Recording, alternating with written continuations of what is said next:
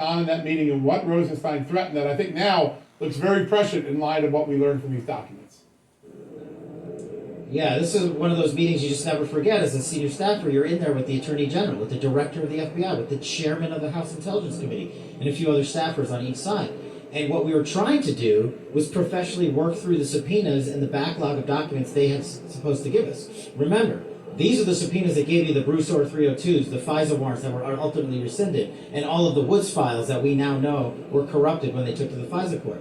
This is what was happening. And in this one meeting in particular, Rod Rosenstein, who's known for losing his temper, did so before, and in this meeting screamed at the chairman of the House Intelligence Committee and myself, and he literally said verbatim, if you're going to continue this investigation, I'm going to subpoena you and your records, looking at the chairman of the House Intelligence Committee and looking at his senior counsel and chief investigator on the Russiagate hoax, directing that at us. And Chris Wray sat there in deafening silence.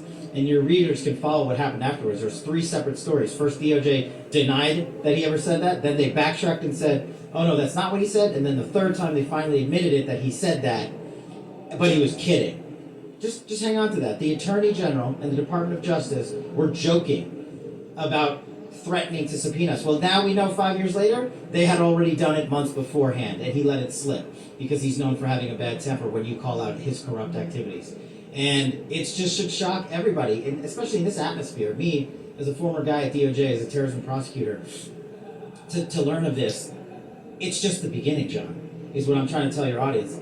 What other subpoenas did they send out? Who else did they investigate on my team and Devin's team? And what was their justification for it? Because we were revealing the biggest scandal in FBI DOJ history. They were true to their word. They said they were going to come after us, and now we know they did, and you can show the audience the subpoena I got.